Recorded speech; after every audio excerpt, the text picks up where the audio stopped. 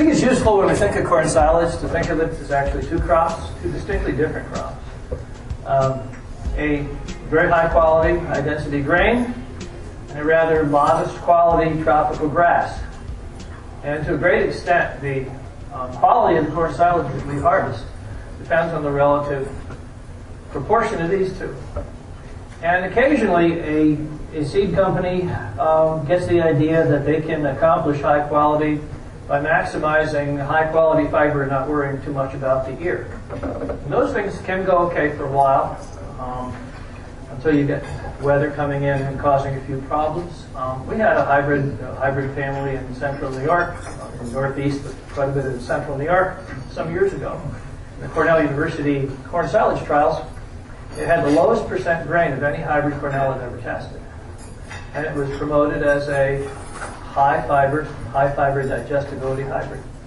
First year it had popular release. It was positioned on farms that were already high corn silage diets. And first year it had popular release. It was a pretty good year for corn silage yield and a real good year for corn silage quality. Not too much rain, not too much heat. Farmers harvested it. They fed it. They fed it with success, and they heard it did well.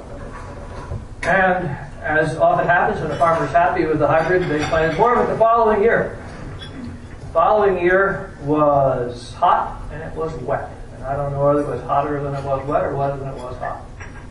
But it was not a good year for digestibility, because I think most of you folks know that hot and wet is not good for fiber digestibility. But it was a good year for yield. And that hybrid had a lot of yield capability. Farmers filled their silos, mounded it up, and waited till it fermented, turned their cows into it, and their cows crashed. And I mean, real crashes. And you have to understand, these were on herds that already were positioned for having high corn silage rations. And you know what's worse than having crappy feed? Having a lot of it. I had one farmer say to me he was never so happy to see the patch of concrete in the back of his bunker silo as he was that following spring. So I think one of our first messages is that we can talk all we want about fiber digestibility, and I will be talking about that.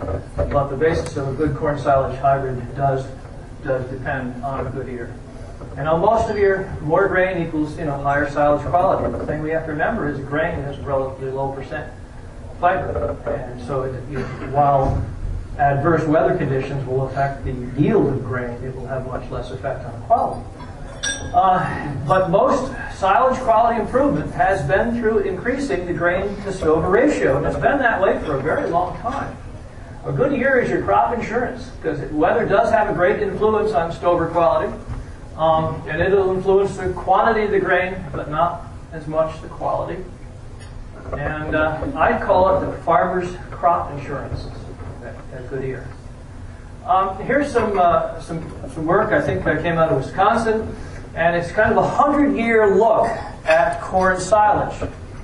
And what you see out in the field is this, that in whole plant digestibility, in vitro true digestibility has been going up fairly steadily. Why? Well, the plant breeders have done a wonderful job of putting more grain on the plant, of having hybrids that we can plant at high populations and that will still fix a good ear. Plant breeders have really completely refigured the ear. Back when I started looking at hybrids back in the mid-'60s, I mean, we had some hybrids out there that had 24 rows of corn around and had big fat ears with big fat cobs and shallow grain. The plant breeders they've reconfigured this whole ear, and the hybrids we have now, if you take a look at the kernels in the hybrids we have now, they bear no resemblance in a lot of cases to what we had 40 years ago. And so part of this plant breeders, part of it is farmers are simply doing a better job of growing corn because they have better equipment, they have better fertility, they have better people to advise them. And so, all these things together, we see these steady improvements. But look at what has happened during this time to stover digestibility. It's basically flatlined.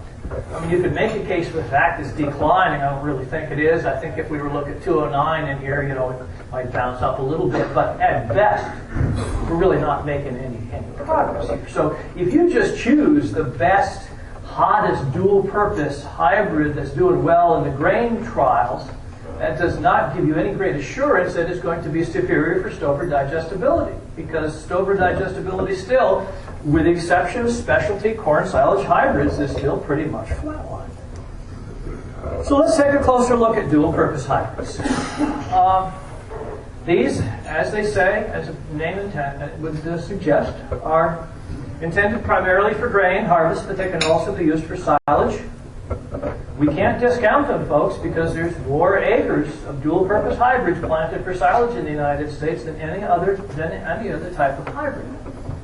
But the sobering fact is there's usually only about 5 percentage points difference between the top and the bottom of a lot of the university hybrid trials in silage hybrid trials and digestibility. It's a pretty narrow range. Occasionally you'll get one that will bust up higher or lower, but more often you see this few point difference. And the differences in the corn silage quality among these dual-purpose hybrids is in some cases in overall quality, not just NDF quality, is related to this grain-stalk ratio. That's still what we come down to. And so I think we can rely on both university and company silage trial data to identify the best dual-purpose hybrids. But this is self-limiting because you're still going to be pretty well stuck within this 5-point difference. And that doesn't mean that we should just discount the trial information because 5 points of digestibility is 5 points of digestibility. But we need to understand what type of a range we're looking at. Now here's some New York State trials run by Cornell University in Central New York, Aurora, New York, 2008. I've taken a look at 3 different one location, 3 different maturity ranges in relative maturity, 101 to 105, up to 110, and up to 115. And these were 14 to 18 entries per trial. And so, among these 3, we're looking at maybe 50 hybrids or so. And then this, as you can see, between the top and the bottom hybrid, for digestibility, we're only looking at less than 5 points. BMR, it's up over 7. The great leap forward. Next maturity, again, you're looking at 5 to 6 points difference. BMR, 71, and 111 to 115, 58 to 53, about 70. So you see, again, you see we're still within this roughly 5-point range. There's been increased interest in looking at high digestibility non-BMR hybrids.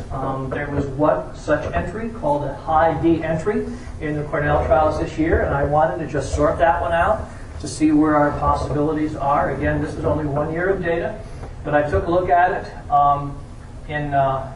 in 2 different locations for 2 different maturity ranges because there were 2 different hybrids represented. So location 1, and that's Aurora, and then this is out toward Batavia in western New York. And again, here's the top and the bottom. You've seen that data from the previous slide, but there's your high D entry, still right within that. And here's again, you've pretty much seen this data, and that's your entry right there. And here's the other location I didn't show you before. Again, you're looking at 5-6 points here, and you're basically looking at this. High D entry is not breaking out of that 5-point unit difference. So bottom line here is that with the exception of BMR, we don't have anything out there that we're testing that is breaking out of this 5 or so point range from where our dual-purpose hybrids lie. But what we should look at is consistency. And I think the information here is encouraging, and is the reason why I said we can't say, well, if all dual-purpose hybrids are the same, then we just shouldn't even bother testing them. One's as good as another, because that's not the case. In this case, I took a look at the Aurora trial, and also the Batavia trial. Took a look at this is 110 maturity range, and took a look at the top 6 hybrids for milk per ton to see how consistent they were from one trial to another. And here's the top 6 led by BMR, and this is milk per ton. And then if you take a look, there's 18 entries, and you can see that the hybrids that did the best in one location generally floated up to the top for the second. Because as you can see here, out of 18 hybrids, the top 6 here never dropped below number 7 in another location, which was quite a distance apart. So the second kind of take-home message is that even though there is a narrow range in dual-purpose hybrids, that it appears that there is some consistency, and the best dual-purpose hybrids are remaining the best over somewhat different environments. But don't forget which two were the highest in milk per ton in both locations, and those were the BMR. So let's look at Leafys. A lot of excitement in Leafy hybrids, sold by a number of different companies. I think this is kind of interesting if you haven't noticed this. You can see here in northern New York, and this is just North of Minor Institute, I mean, we like to make use of all of our land. And I will tell you, these boys here, they don't plant around the field, they plant the rest of the field and then they plant around at the end, which is a little different than most people do. They put their guardrails in last. And the birds were there first, but if you came here a little earlier, you'd have seen a row of seeds on the blacktop. And not even BMR will grow on the blacktop. I wish I had a better picture of BMR of leafy versus non-leafy. The nitrogen folks have one. I'd welcome it. But this is a leafy hybrid. These are in the same field, 8 or 9 leaves above the ear. Non-leafy in same hybrid or same field, 5 leaves above the ear. I've seen as many as 12 leaves above the ear. And some leafy hybrids actually have wider leaves. It's not an opinion, it's a fact. I've gone out in the field and measured them. And they're maybe ½ an inch wider. And you get the combination of wider leaves and up to twice as many leaves, all those extra leaves are above the ear. It's pretty impressive. I mean, leafy corn is pretty cool. Unfortunately, most field and lactation trials have not found a consistent advantage to leafy corn hybrids.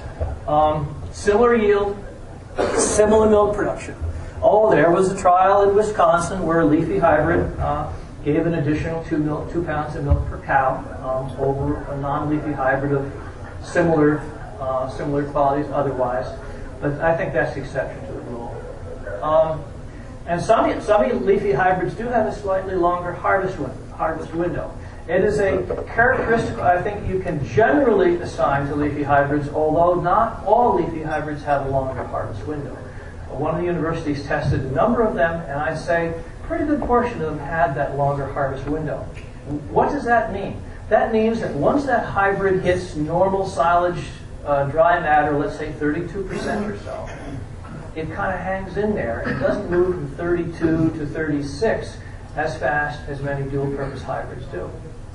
And if you only have 20 acres of corn to harvest, and you can all harvest it all in a couple days, that's harvest window is not any big deal for you. But if you're a farmer that has hundreds of acres or 1,000 acres of corn to harvest for silage, and especially if you have a custom operator coming in to do it, he's not always there the day that you want. It is an advantage to having a hybrid that will stay within that kind of ideal harvest dry matter for a few more days. Now, this is not going to mean that it's going to stay there for more. You know better than to think that. But it will hang in there for a few more days, and I would say that generally that is the case. But I really think that farmers need to make their purchase decisions on leafy hybrids based on how they perform in hybrid trials, not because they're leafy. The leafy characteristic itself, the leafy gene, is not a quality gene. It does not automatically confer consistently higher quality on corn hybrids. So buy a leafy hybrid because it's high digestibility. Don't buy it because it's leafy. But why are they high? I mean, farmers love leafy hybrids.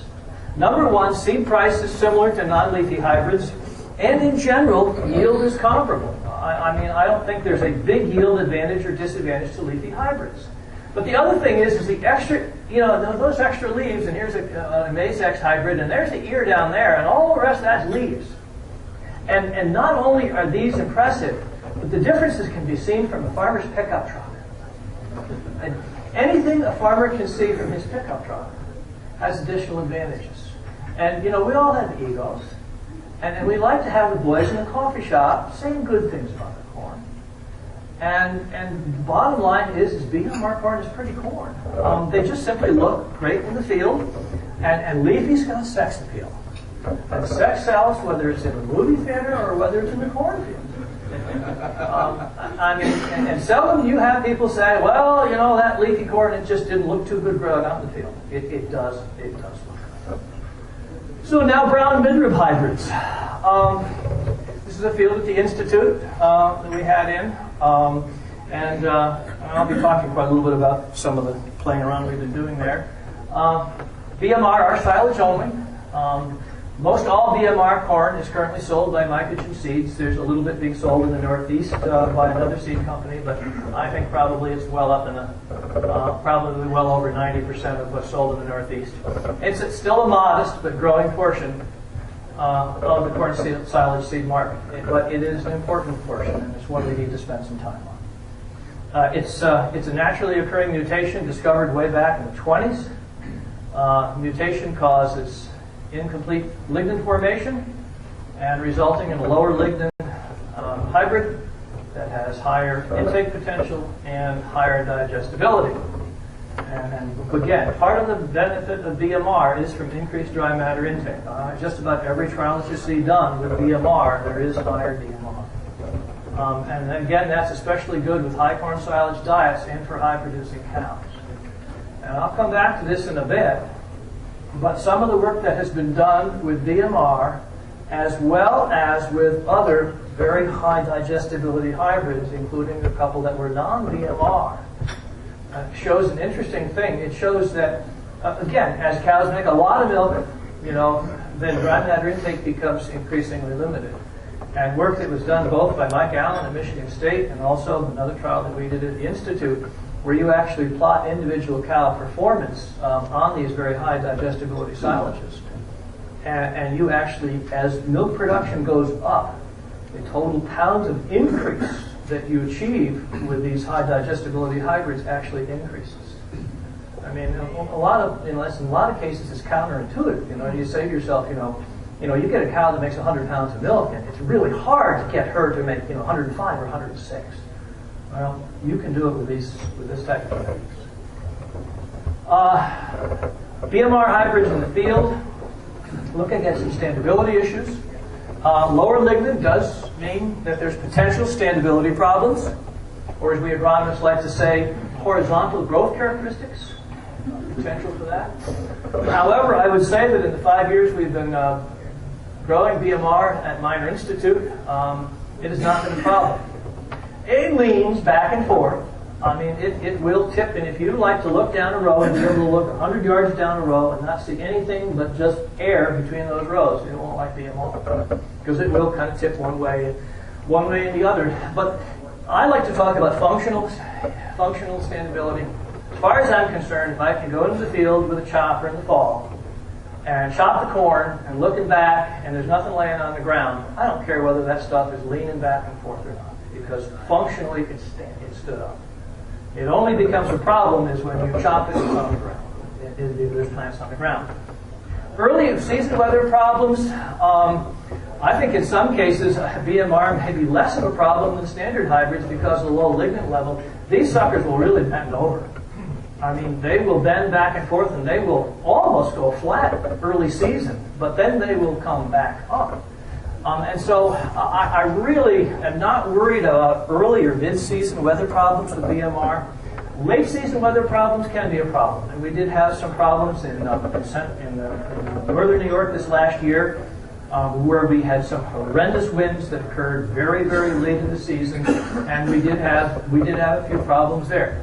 And I would certainly say it's the case you don't want to let BMR get over mature. If you have a lot of corn to harvest, and there's some of it that's BMR and some of it's not BMR, I would do all I can to make sure that that BMR gets off the field before it's somewhere in the vicinity of 35% dry matter.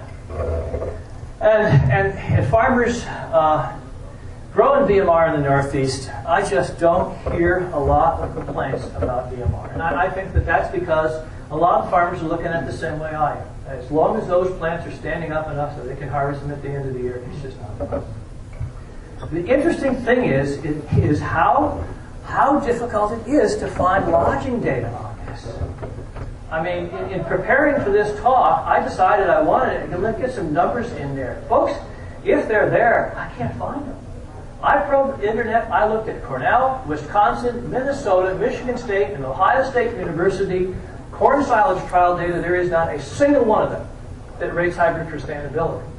Now, why is this? Well, I think in part because standability has just not been an issue with all the improvements that plant breeders have done over the years. I can remember a quarter century ago, we still had dual-purpose hybrids, especially ones that stuck out there for grain, and we had some real serious standability problems. But plant breeders have done such a great job of improving the standability of the hybrids we have nowadays, we're not even rating them anymore. So I can't stand here and tell you that you'll have 5% more standability problems with BMR than not. I don't think it's a serious problem, but we just don't have any data. And before the nitrogen people could, die here, this is not a BMR corn silage field. This is BMR sorghum Sudan grass, and it occurred about one day before we were going to harvest it for a trial we were doing at the institute. And we harvested about 90% of that. That stuff just went flat. And 24 hours later, it started bouncing back. And by the time we went in to harvest that, there were some times that we left an extra 12 inches of stem because it goosenecked. But in terms of functional standability, that thing came back. We had a little bit more recent experience. That's highly lignified stems there. We had the Hand of God stop down on Minor Institute in mid-July of this year. And it ripped up trees that were up to 5 feet diameter. And as you can see, it just snapped off these things. And about 100 feet to the west or to the east of those trees was quite a bit of corn in our field. This happens to be sweet corn. You're saying in northern New York, field corn in July looks like that? Nah, that's sweet corn. But just to the east of that was planting of brown midrib corn. And it took that BMR corn and it pointed it all in one direction. I mean, that just went all one way. And then it just came right back up. And by the time we harvested it in the fall, in terms of functional standability, we probably had 99% plus standability in that in terms of plants harvested. Because they bent over, but again, it was still early in the stage, and you can see what it did to some of those trees. They're all pointing in the same direction. And so we did not have any problems. BMR hybrids in the field, I still think we need to avoid droughty, low fertility fields. As the plant breeders continue to work with BMR hybrids and continue to improve the field performance of those, are we going to be able to not worry as much about droughty fields? I don't know.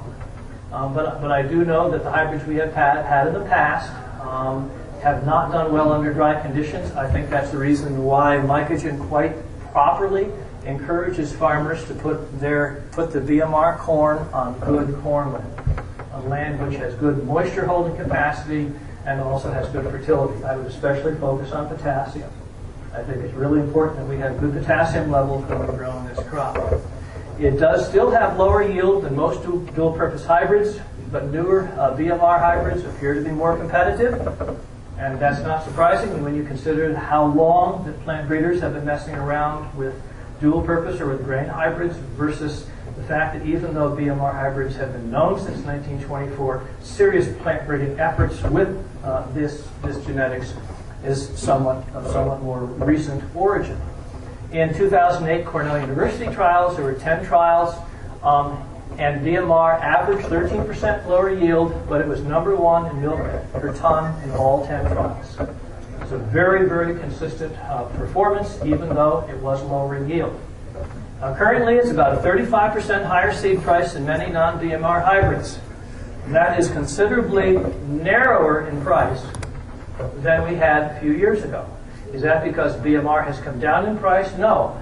Mycogen's BMR hybrids have basically held their retail price pretty well over the past 5 years. The difference has been that other hybrids, both Mycogen and other hybrids, have come up in price, and so the price difference is somewhat later.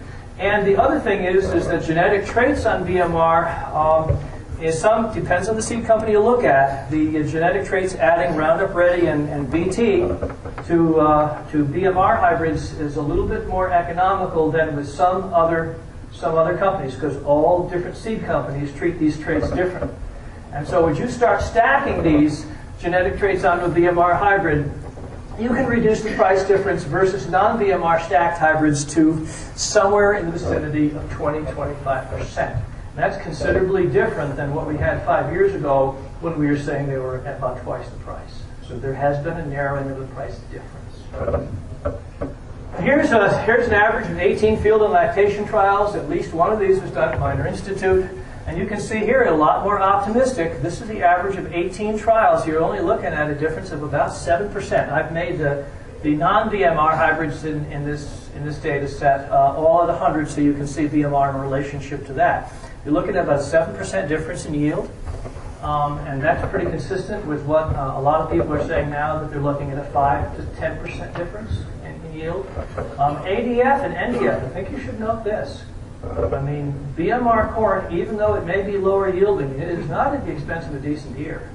And on the average, the NEL of BMR hybrids at Minor Institute has been higher than the NEL of the dual-purpose and leafy hybrids that we harvest. And milk per ton, you can see about a 5-point difference in milk per ton, and then in milk per acre, a couple points difference. I think this is one of the things we're going to see changing over time.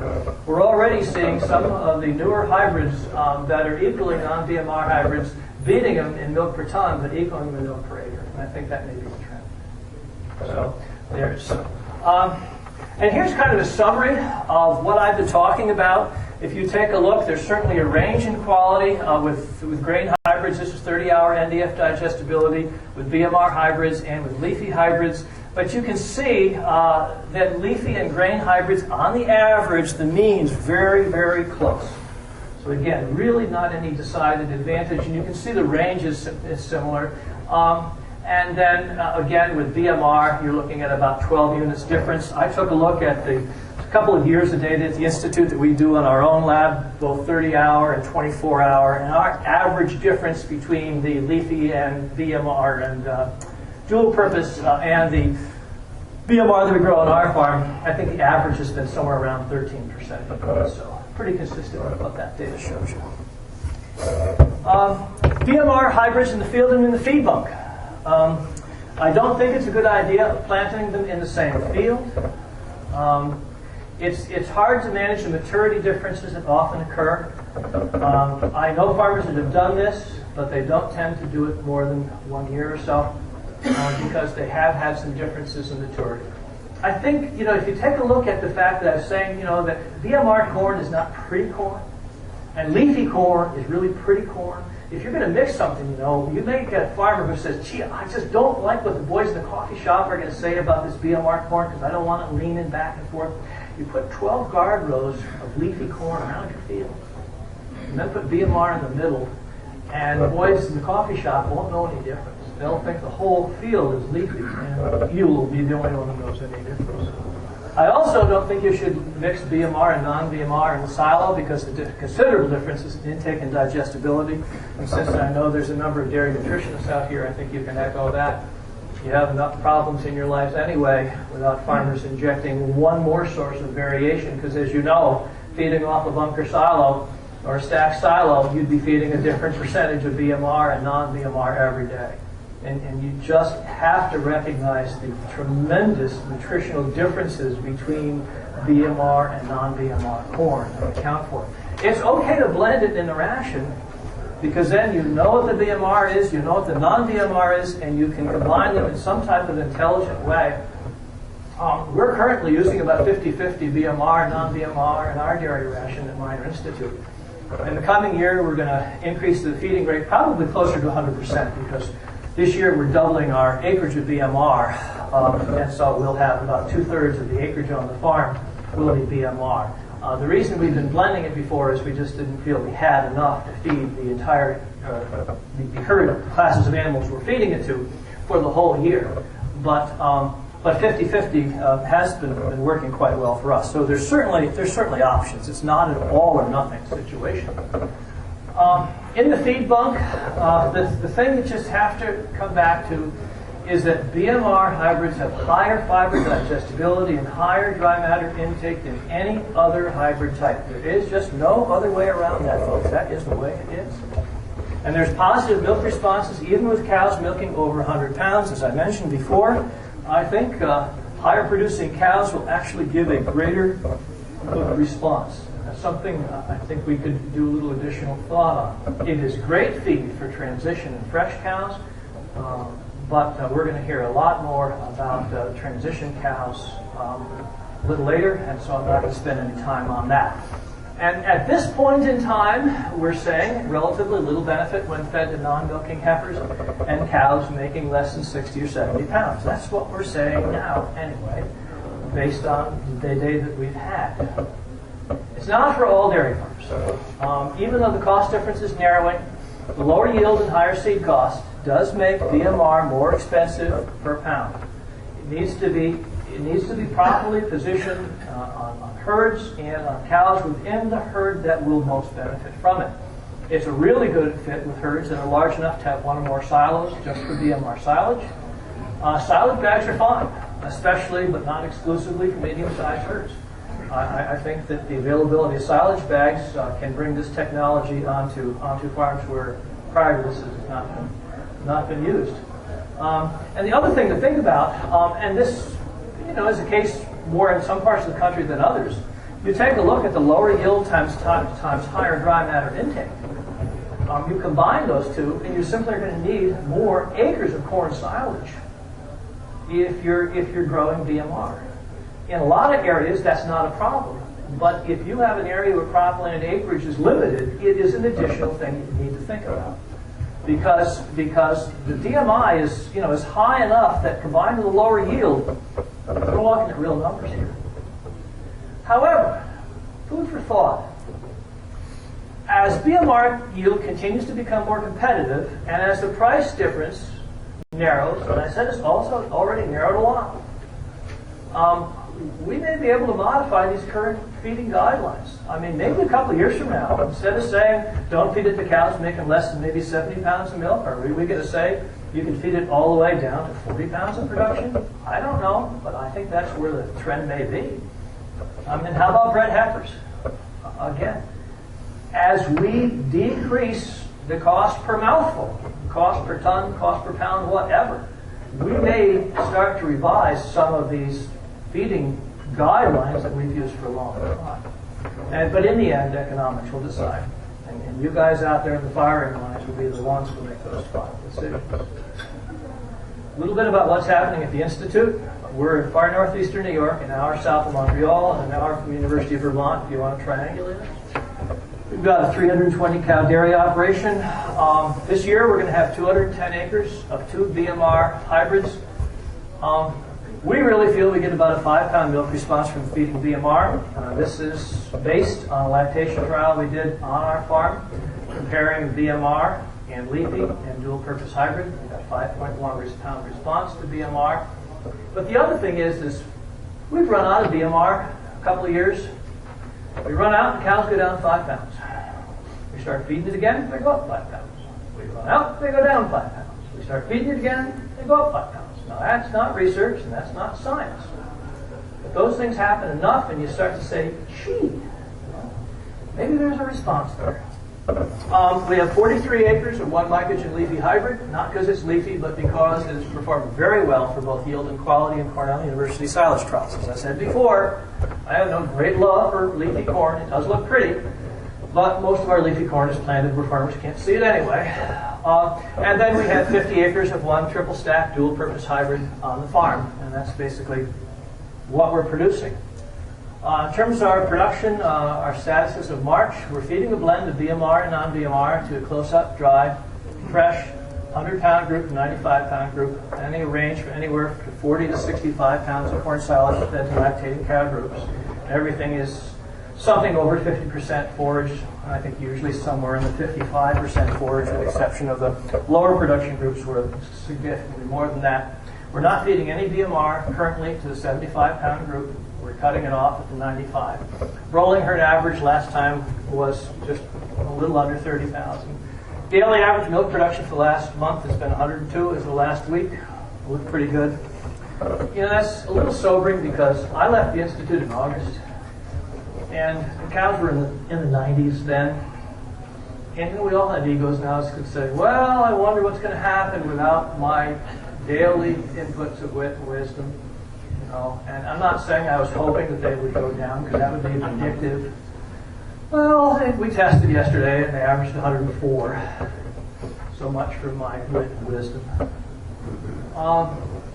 In summary, most improvements in dual-purpose hybrids, also grain hybrids, have been in the ear, not in the stalk. I think you can see that from that slide. And it's not a recent change. That's been that way for many, many, many years. And so don't assume that the newest dual-purpose hybrids have better fiber digestibility. Rely on silage trial data. And remember, the differences will be modest. They will be there. They're worth looking at. They're worth paying attention to. But compared to the digestibility we have on BMR, they will be modest. Leafies are a good option if they have high digestibility. Some do, most do not. And finally, BMR, it's not for all farms. And currently, it's not for all farms, all cows on any farm. It needs to be grown on separate fields, stored in a separate silo. You really have to have good field and herd management. This is not hybrid for the casual producer, the person that does not do things on time or do things right. But BMR really makes most cows milk. The final comment I'll make is in terms of the number of hybrids. You see we have over 300 acres of corn on the farm this coming year, but only 4 hybrids. And that's because the dairy people on our farm do a considerable amount of whining about variable quality. And they like to have the silo be the same quality from the front to the back. Well, we've got 685 acres of land at Minor Institute, but the average field is 10 acres in size. And so even though we only have 4 hybrids, we will still encounter hybrid or silage quality variability within the silo. That's not an opinion. We've looked at it because our BMR basically is the same hybrid from start to end of our silos. And we still see significant differences, not as much in digestibility, but in dry matter and some mineral levels and things like this, simply because we may be having 4 or 5 fields going in comprising that one silo. So let's not get all torqued up about trying to minimize hybrids just because it's going to result in almost no variability. We will still have variability. Penn State did some research on that a few years ago. A farmer had a big field and he just wanted 1 hybrid across the field. They did some Greg Roth included some fairly careful analysis. There was still, even within 1 field, significant difference in quality just due to soil types. So let's not get too worried about that.